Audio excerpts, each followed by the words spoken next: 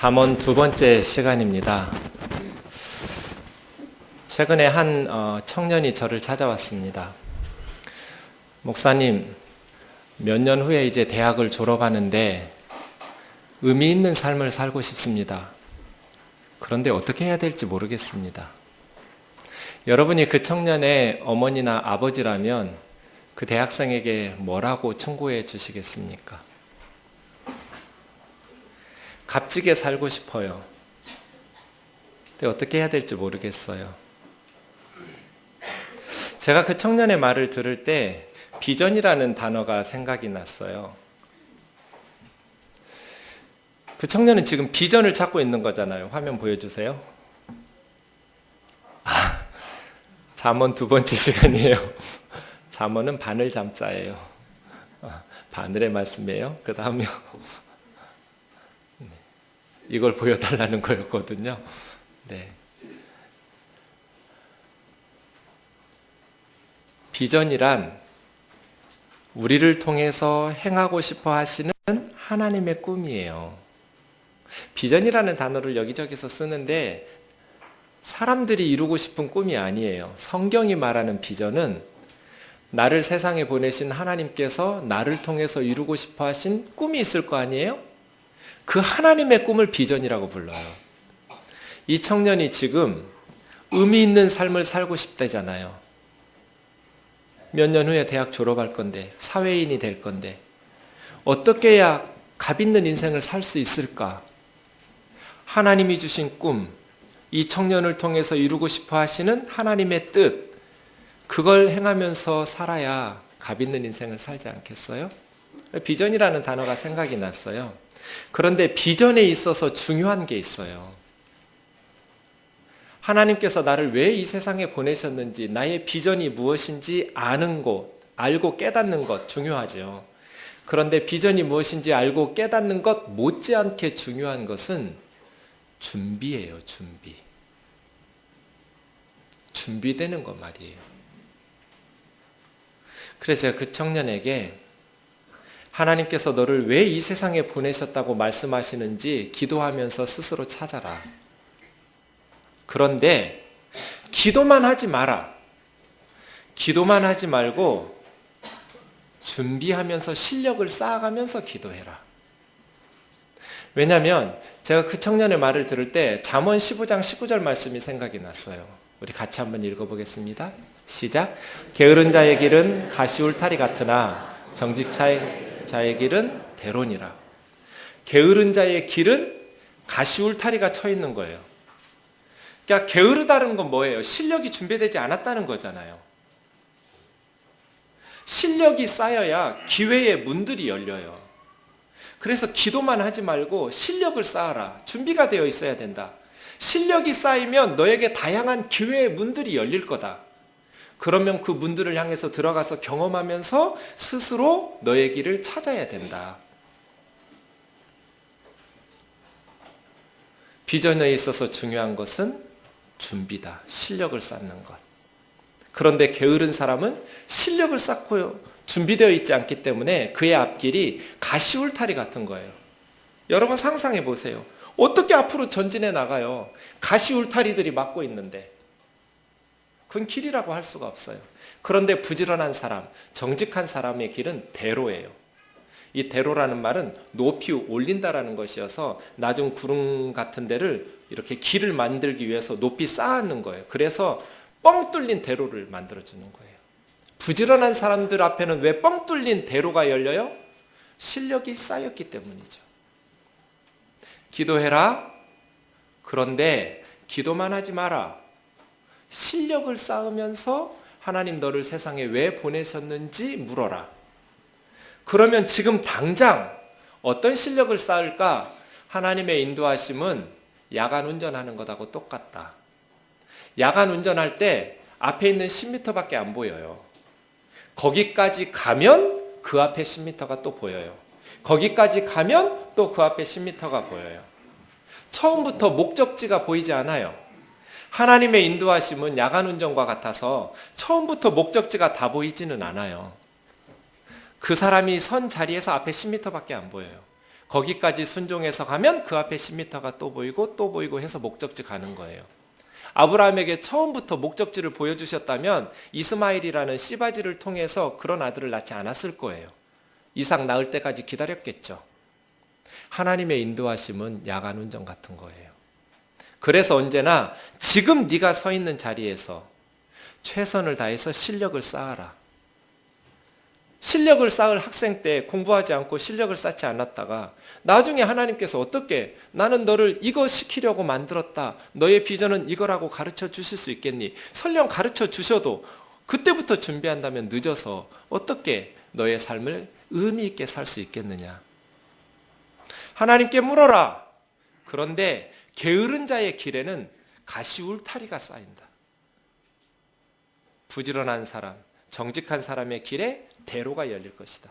그건 실력을 쌓아서 준비했기 때문이다. 너무나 당연한 이치예요. 오늘 드릴 말씀은 저 게으름과 관련된 잠언의 말씀들이에요. 게으름. 먼저 잠언에 대해서 말씀드릴 거는 이런 거예요. 잠언은 모든 상황에 적용되는 진리가 아니라는 것을 기억하셔야 돼요. 잠언의 말씀을 달달달달 암기해서 모든 상황에 문자적으로 적용하는 것이 말씀대로 사는 게 아니에요.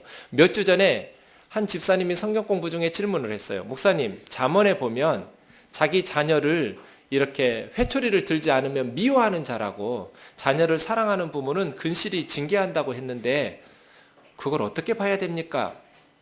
바로 잠언 13장 24절 얘기거든요. 같이 읽어보겠습니다. 시작.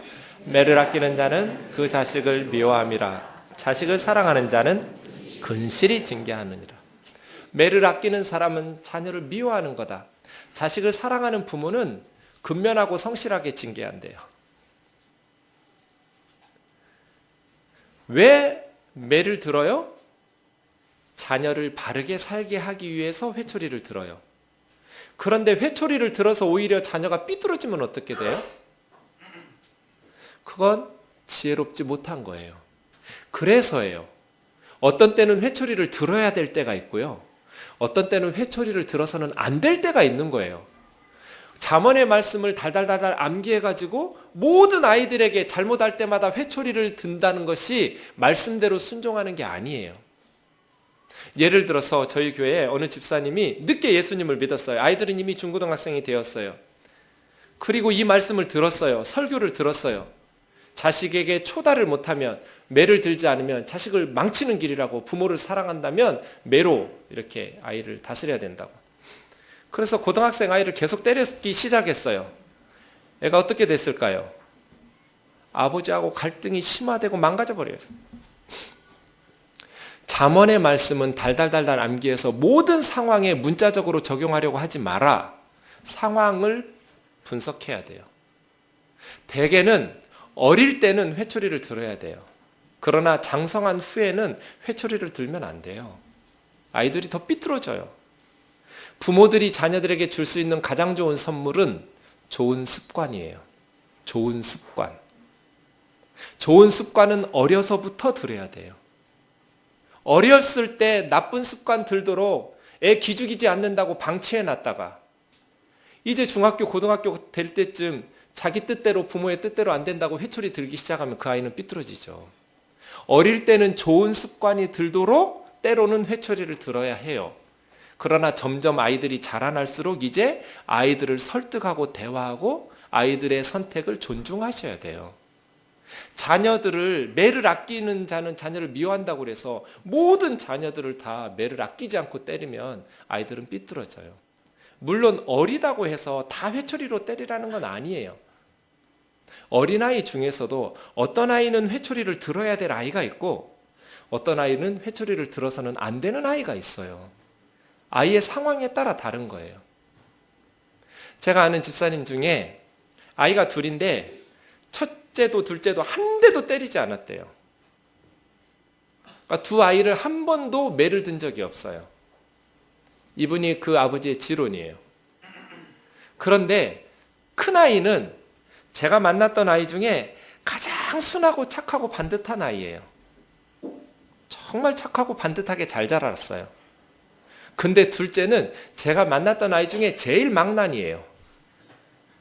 얘처럼 부모 속을 썩인 애가 흔치 않아요.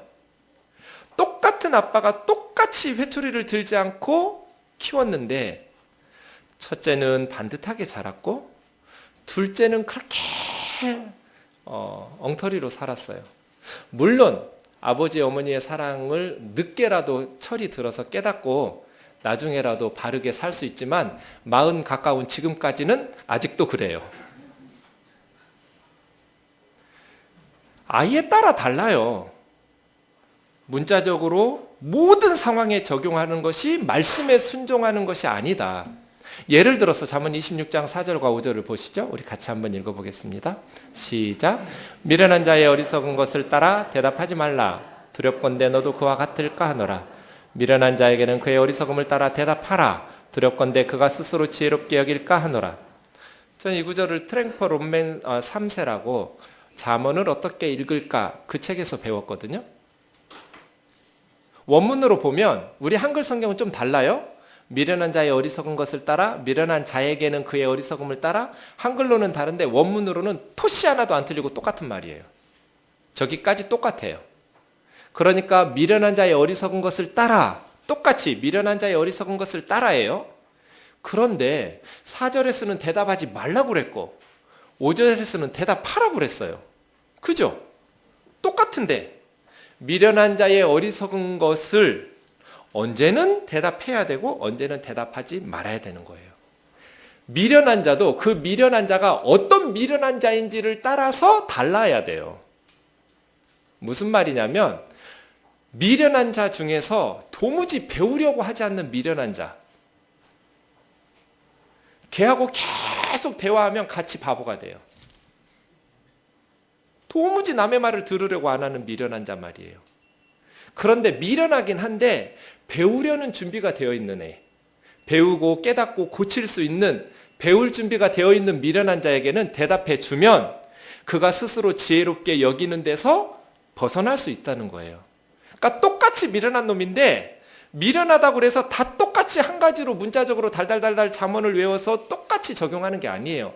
미련한 자도 어떤 미련한 사람인가에 따라서 달라야 되는 거예요. 어떤 미련한 자에게는 대답하지 말아야 되고 시간 낭비예요. 계속 그 사람 변화시키겠다고 말하면 같이 바보 돼요. 근데 어떤 미련한 자에게는 대답해 줘야 돼요. 그러면 그 미련한 사람은 그 미련함에서 벗어날 수 있어요. 보세요. 똑같은 상황인 것 같은데 잠언 말씀을 문자적으로 달달달달 외워서 모든 상황에 적용하지만 그것이 다른 결과를 나타내는 거죠. 그러니 잠언의 말씀은 그 상황을 잘 판단해야 돼요. 아시겠죠? 게으름도 마찬가지예요. 잠언의 말씀은 일반적인 진리예요. 특수한 상황의 모든 상황들을 나누면서 말하지 않았어요. 예컨대 어떤 사람은 아무리 부지런하게 살아도 가난에서 벗어날 수 없는, 왜냐하면 사회 구조적인 악이 있는 그런 사회가 있어요.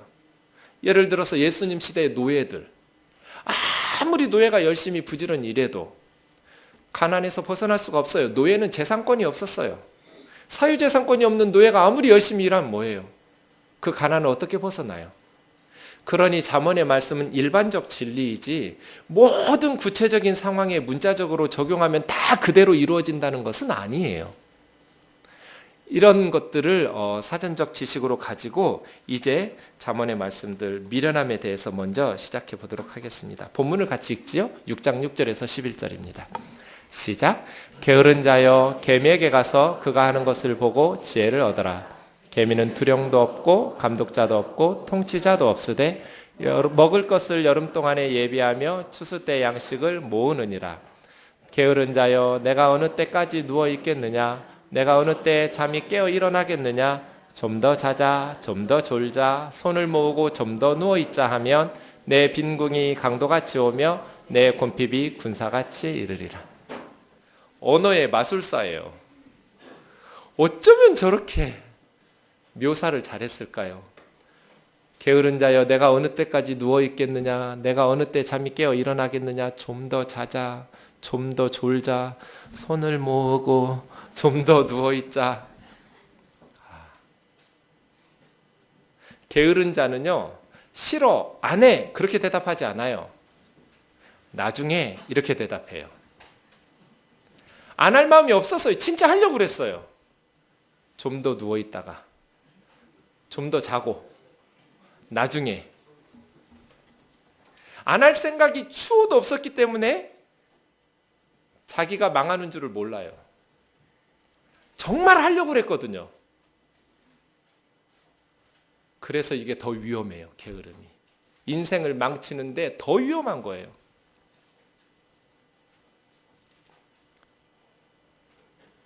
왜 하나님께서 게으름을 경고하실까요? 빈궁이 강도같이 오며 곰핍이 군사같이 이르리라. 강도가 왔다 가지도 않았는데 집에 아무것도 없고, 군사는 전쟁 막 군인들이 다녀가면 다 털털 비겠죠. 근데 군사가 다녀가지도 않았는데 그 집에 곰핍이, 빈궁함이, 가난함이. 왜 게으르지 말라고 이야기하냐면 그 열매가 너무 쓰기 때문에 그래요. 게으른 사람의 결과가 너무나 처참하기 때문이에요. 게으르지 마라. 똑같은 비슷한 말이 24장 30절과 34절에 있어요. 같이 읽어보죠. 시작. 내가 게으른 자의 밭과 지혜 없는 자의 포도원을 지나며 본즉 가시덤불이 그 전부에 퍼졌으며 그 지면이 거친 풀로 덮였고 돌담이 무너져 있기로 내가 보고 생각이 깊었고 내가 보고 훈계를 받았노라. 네가 좀 더 자자, 좀 더 졸자, 손을 모으고 좀 더 누워있자 하니 내 빈궁이 강도같이 오며 내 곰핍이 군사같이 이르리라. 33절, 34절은 똑같은 말이죠. 오늘 본문하고. 잠언은 게으름에 대해서 계속 이야기해요. 여러분 자녀들에게 절대로 나쁜 습관이 들어서는 안 될 그 나쁜 습관이 미루는 거예요. 미루는 거. 게으름. 왜요? 가시덤불이 그 앞길에 있기 때문이에요. 쓰디쓴 보상이 따라요. 그래서 저는 오늘 이제 잠언에서 말하는 게으름에 대한 모든 구절을 찾아볼 거예요. 직접적으로 말하는 구절들에 대해서 잠언이 게으름을 어떻게 이야기하는지 10장부터 보겠습니다. 4절과 5절입니다. 시작. 손을 게으르게 놀리는 자는 가난하게 되고 손이 부지런한 자는 부하게 되느니라. 여름에 거두는 자는 지혜로운 아들이나 추수 때 자는 자는 부끄러움을 끼치는 아들이니라. 왜 게으르면 안 되는가? 가난하게 되기 때문이에요. 손이 게으르게 놀리는 자는 가난하게 된다. 왜 게으르면 안 되는가? 부끄러움을 끼치는 아들이 되기 때문에 그래요. 두 가지죠? 게으르면 어떤 쓰디쓴 보상이 와요? 가난해져요. 또 수치스럽게 부끄러운 삶을 살게 돼요. 부지런해야 돼요. 게으른 사람은 가난하게 되고 부끄러움을 끼치기 때문에 게으르면 절대로 안 된다고 말하는 거예요. 13장 4절이요. 시작. 게으른 자는 마음으로 원하여도 얻지 못하나 부지런한 자의 마음은 풍족함을 얻느니라. 왜 게으르지 말라고 그래요? 마음으로 원하는 것을 얻지 못하기 때문이에요. 게으른 자는 마음으로 원해도 얻지 못한다. 19장 15절이요. 시작. 게으름이 사람으로 깊이 잠들게 하나니 태만한 사람은 줄일 것이니라. 게으른 사람들은 계속 잠에 빠져요. 그냥 눈 떠 있어도 잠자는 것 같아요. 멍한 상태로 살아요. 늘 피곤하고 졸립고 쉬고 싶고 놀고 싶고. 그래서 굶주릴 거라는 거예요. 19장 24절이요. 시작. 게으른 자는 자기의 손을 그릇에 넣고서도 입으로 올리기를 괴로워하느니라. 어쩌면 저렇게 배고파요. 그래서 손을 자기 그릇에 넣었어요. 근데 이걸 입으로 들어 올리는 게 귀찮아요. 게으른 자는 자기 손을 그릇에 넣고서도 입으로 올리기를 괴로워하느니라. 그러니까 굶주림이 이 게으름을 이겨내지 못하는 거예요. 20장 4절이요. 시작. 게으른 자는 바을에 갈지 아니하나니 그러므로 거둘 때에는 구걸할지라도 얻지 못한다. 우리하고 조금 다르죠? 우리는 봄에 씨를 뿌리거든요. 밭을 갈고. 근데 이스라엘은 지중해성 기후예요. 그래서 여름 동안에는 비가 안 와요. 농사 짓기 어려워요. 그래서 가을에 밭을 갈고 씨앗을 심어요. 가을에 오는 비를 이른 비라고 그래요. 그래서 봄에 오는 비를 늦은 비라고 하고요. 1년에 2번 비 와요. 이른 비, 늦은 비. 그런데 게으른 자는 가을에 남들이 밭 갈고 씨앗을 뿌릴 때 밭을 갈지 않아요. 고되니까. 남들이 고생하면서 밭 갈고 씨앗을 심을 때 쉬어요. 놀아. 그러면 남들이 거둘 때 어떻게 되겠어요? 다른 사람들은 고생하고 고된 노동을 통해서 이제 농사일을 하고 추수를 거두는데 동네에 어떤 사람은 남들 일할 때 빈둥거리고 놀았어요. 그리고 남들이 추수할 때 돼서 좀 구걸한다면 주겠어요? 구걸할지라도 얻지 못하리라. 그래서 결론이 21장 25절이에요. 같이 읽어보시죠. 시작. 게으른 자의 욕망이 자기를 죽이나니 이는 자기 손으로 일하기를 싫어함이니라. 게으른 사람이라고 해서 욕망이 없는 게 아니에요. 게으른 사람도 원하는 게 있어요. 잘 살고 싶어요. 남부럽지 않게 살고 싶어요. 성공하고 싶어요. 그런데 게으르기 때문에 자기가 원하는 것을 얻지를 못해요. 자기 마음의 욕망과 현실의 괴리감이 생겨요. 자기도 남들처럼 살고 싶어요.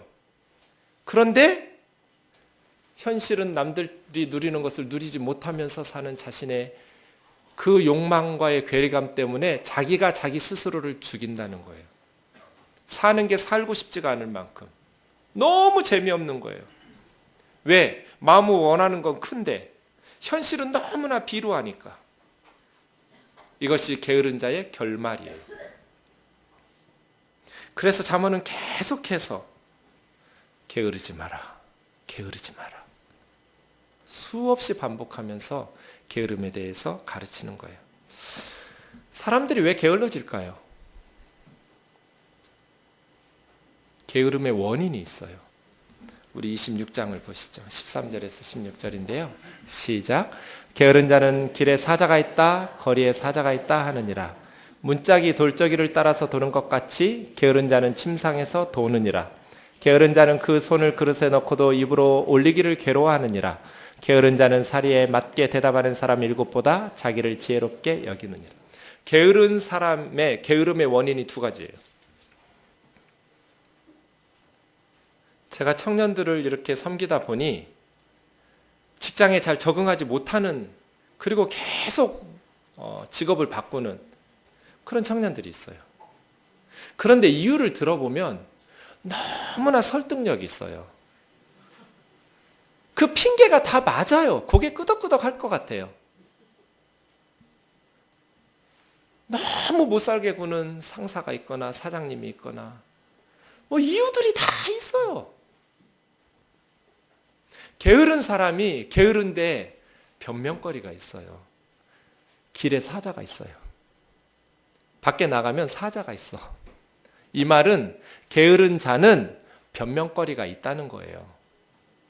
게으른 사람 앞에만 변명거리가 있어요? 부지런한 사람 앞에도 거리 나가면 사자가 있어요. 그런데 게으른 사람은 길에 사자가 있어서 못 나가요. 그리고 어떻게 해요? 문짝이 돌저기를 따라 도는 것 같이 이 문짝이 그 문 기둥에 따라서 딱 거기 박혀가지고 돌잖아요. 열렸다 닫았다. 게으른 사람은 침대에 딱 묶여가지고 침상에서 이렇게 뒹굴어 이렇게. 이 침대를 문짝이 이 문 기둥을 못 벗어나잖아요. 게으른 사람은 침대를 이렇게 못으로 박아놓지도 않았는데 못 벗어나요. 거기서 이렇게 계속 뒹굴어 침대에서. 그러면서 밖에 나가면 사자가 있다 그래요. 왜 게을러지는가? 이유가 있기 때문이에요.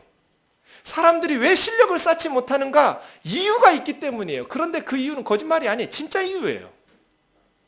문제는 뭡니까? 거리에 사자가 있으면 어떻게 하면 돼요? 나가서 잡으면 되잖아요. 사자를 죽여야죠. 사자를 극복하고 넘어서야 하잖아요. 밖에 사자가 있어요. 어쩔 건데요? 과장님이 엉망이에요. 그래서요. 아버지가 엉망이에요. 그래서요. 다 핑계가 있었어요.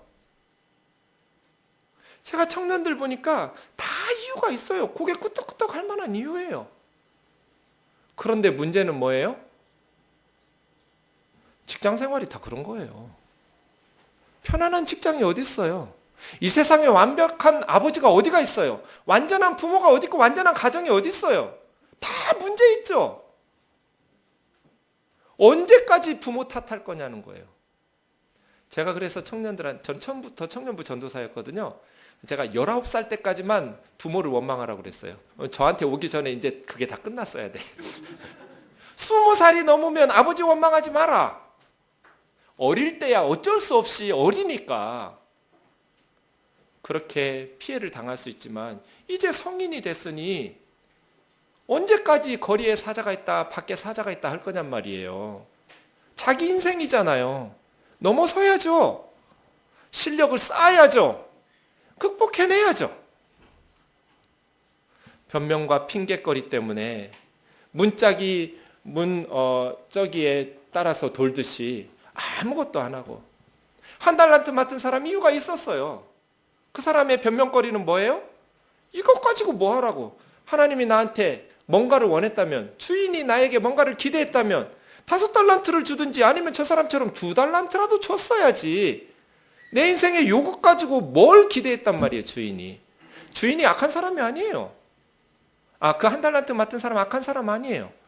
남의 거 강도질도 안 하고 도둑질도 안 했어요. 그냥 1달란트를 땅에다가 묻었다가 주인 오니까 돌려줬을 뿐이에요. 게으른 사람은 악한 사람이 아니에요. 어리석은 사람이에요. 잠언에는 세 부류의 인간이 있어요. 악한 사람, 어리석은 사람, 지혜로운 사람. 악한 사람은 아예 처음부터 싫어 안 해. 그런 사람이 하나님 말씀에. 어리석은 사람은 할 거야. 근데 좀 더 자고 좀 더 졸고 손을 모으고 좀 더 누워있다가 나중에 할 거야. 이게 어리석다는 거예요. 악한 사람이 아니에요. 1달란트 묻은 사람도 이유가 있었어요. 하나님이 나에게 뭔가를 기대했다면 좋은 부모를 주셨어야지. 돈 있는 아버지를 주셨어야지. 이런 집구석에서 태어나게 하고 나한테 뭘 기대하신 거야? 달란트 땅에 파묻은 거예요. 길에 사자가 있다, 거리에 사자가 있다. 뭐가 달라요? 그래서예요. 이제 변명 그만하세요. 남편, 그래서요. 그래서 어쩔 건데요? 사자가 있으면 사자를 훈련시켜서 사자 타고 놀든지 아니면 죽이든지 거리에 있는 사자를 극복해내셔야 하잖아요. 이게 게을러지는 첫 번째 원인이에요. 두 번째는 16절이에요. 게으른 사람은 사리에 맞게 대답하는 사람 7명보다 자기를 지혜롭게 여겨요. 이 사람이 침상에 누워가지고 그냥 잠만 잔 게 아니에요. 이 생각 저 생각 한 거예요. 그렇게 침대에 이렇게 구르면서. 그러면서 열심히 일하는 사람들 계속 생각하고 판단했던 것으로 더 자기를 지혜롭게 여겨요. 게으른 사람이 바보가 아니에요. 사리에 맞게 말하는 7사람보다 자기를 더 지혜롭게 여겨요. 이 말씀 볼 때 제가 문과생하고 이과생 생각했어요. 저는 문과생이거든요. 가만 보면 이과생 애들, 공돌이들은 열심히 일해요. 생각 별로 안 해요. 일하느라고 생각할 시간이 없어요. 근데 우리 문과생들은 일은 안 하고 계속 머리만 굴려요. 철학, 문학 해가면서. 그리고 열심히 일하는 공대생들한테 계속해서 이렇게 비판하고, 그러면 공대생들 그런 얘기 처음 들으면 막 뭐 쇼펜하우어 얘기하고 니체 얘기하니까 막 깜짝 놀래가지고 와 이렇게 하는데요. 사실 별거 아니에요. 침상에 누워서 계속 게으른 사람이 굴러다니면서 요 생각 저 생각 하면서 아주 유식한 말들을 해서 훌륭한 것 같지만 망하는 지름길이에요. 왜냐하면 자기 스스로를 지혜롭게 여겨요. 자기는 아무것도 안 해요. 실력 쌓아야 될 때 게으르게. 이것이 문제예요. 변명거리가 있다. 그래서 게으름을 합리화한다. 그리고 자기가 똑똑한 줄 안다. 사리에 맞게 말하는 7명보다 자기를 더 지혜롭게 여긴다. 그래서 안 고쳐요. 못 고쳐요. 그런데 게으름의 결론은 스스로를 죽이나니가 결론이에요. 사랑하는 형제 자매 여러분, 우리 개미학교에서 좀 배워야겠어요. 오늘 본문 다시 보시죠. 원문에 보면 6절은 가라라는 명사로 시작되었어요. 그리고 동사로 개미에게 이렇게 되어 있어요. 개미에게 가라. 누구한테 개미에게 가라고 하는가 봤더니 게으른 자에게 그렇게 되어 있어요. 개미에게서 배워야 될 것이 두 가지예요. 첫 번째는 개미는 없고 없어요. 두령도 없고 감독자도 없고 통치자도 없대요. 그러니까 우리가 개미에게서 배워야 될 첫 번째 것은 뭐예요? 자발성이에요. 자기 주도적인 삶. 누가 시켜서 하는 게 아니에요, 개미들은. 그래서 우리 아이들이 어려서부터 있잖아요. 좀 능동적이고 진취적으로 살았으면 좋겠어요. 그렇죠. 그런데 너무 어릴 때 학원으로 막 강요하면서 공부를 시키다 보니 애들이 지겨워해요, 공부를. 자발성이 없고 너무 억지로 어려서부터 초등학교 입학하기 전부터 막 엄마들이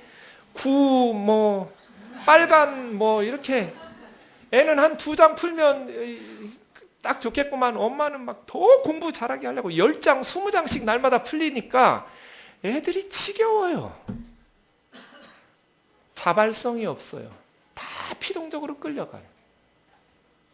그래서 두령이 없고 감독자가 없고 통치자가 없고 시키는 사람이 없으면 못해요. 언제나 선생님이 도와주고. 몇 년 전에 한국은행 직원 2명이 자살을 했어요. 다 서울대 명문대 출신들이에요. 한국은행은 경영, 경제 쪽에 대학생들이 가장 가기를 원하는 직장 중에 하나예요. 난 부러울 것 없이 명문대 졸업하고 좋은 직장 갔어요. 경쟁률이 어마어마한 회사예요. 그런데 스스로 생명을 끊었어요. 지하철에 뛰어들었고. 왜 그랬을까요? 유서나 남겨놓은 글들을 보니까 너무나 삶이 적응을 못했어요, 사회에. 대학 때까지는 교수님들이 다 도와주고 옆에서 책들이 도와줬어요. 직장에 가면 누가 도와줘요? 딱 던져놓고 하죠. 스스로 알아서 문제를 해결해내야 되는데 그래 본 적이 없어요. 다 어려서부터 가르쳐주고 열심히만 하면 됐었어요. 문제 해결 능력이 없었던 거예요. 너무 괴로우니까 계속 스트레스 받고 하다가 스스로 생명 끊었어요. 이런 일들이 참 많아요. 개미에게서 우리가 배워야 될 첫 번째, 자기 주도적인 삶이에요. 우리 어머니 아버지들은 교육을 많이 받지도 않고 교육학에 대해서 책도 읽지 않으셨을 텐데 어떻게 그렇게 지혜로운 교육자였는지 모르겠어요. 우리 부모님들 어떻게 아이들 키웠어요? 그냥 사랑하고 서로 희생하는 가정 만들었을 뿐이에요. 부모가 자식들 가르치기 위해서 희생하고 헌신하고 가족이 사랑으로 뭉쳐 있었어요.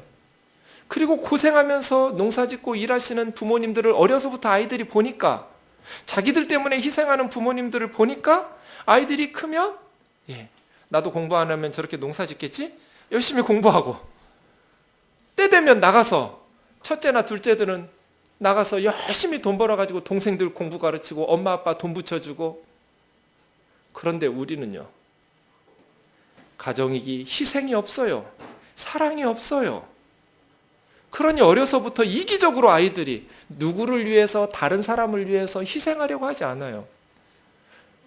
열심히 공부하는 것도 능동적이고 자발적이지 않고 계속 강요에 의해서 피동적으로 해요. 그러니 재미가 없어요. 열심히 시키고 강요해서 공부 잘할 애들은 가만 놔둬도 잘할 애들이에요. 열심히 강요해서 공부 안 하는 애들, 놔둬도 안 하는 애들이에요. 개미에게서 우리가 배워야 될 것은 자기 주도적 삶이에요. 능동적 삶. 어려서부터 우리 아이들에게 스스로 공부를 할 수 있도록. 학원 선생님들도 미치려고 그래요. 애들이 열심히 하려는 의욕이 있으면 조금만 도와주면 애들이 성적이 쭉쭉쭉 올라요. 근데 억지로 공부하러 엄마 아빠 때문에 억지로 오는 애들이 있어요, 학원에. 아무리 가르쳐도, 아무리 열심히 노력을 해도 아이들에게 도움이 안 되는, 어려서부터 우리 삶도 마찬가지라는 것이죠. 두 번째는 미리미리 준비하는 거예요. 개미는 참, 개미는 IQ가 몇인지 모르겠어요. 겨울이 올지 안 올지 걔들이 어떻게 아는지. 여름 동안에 자기 먹을 거 배부르면 끝날 것 같은데 여름 동안에 열심히 저축해 두는 거예요. 그래서 먹이를 구할 수 없는 겨울에도 죽지 않는 거예요. 미리미리 준비한다.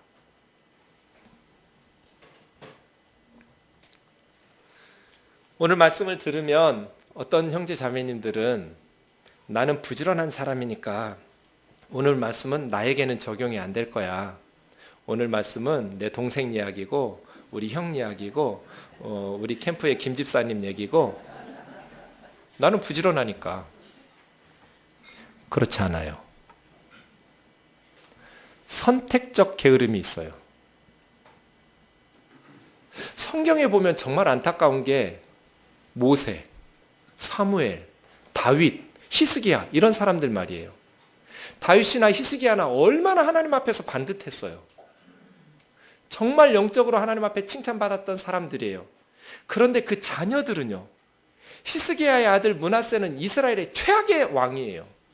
아버지는 그렇게 경건하고 좋은 왕이었는데 그의 아들 므낫세 때문에 유다는 망한 거예요. 다윗은 얼마나 신실한 하나님의 종이에요. 그런데 다윗의 아들 압살롬, 암논 이런 아이들은 정말 엉망이에요. 사무엘 선지자는 너무너무 훌륭한 하나님의 종이에요. 그런데 그의 아들들은 아버지를 닮지 않았어요. 보세요. 선택적 게으름이 얼마나 위험한 것인지. 하나님과 영적인 부분에서는 너무너무 부지런했고 실력이 있었고 신실했고 경건하고 훌륭했어요.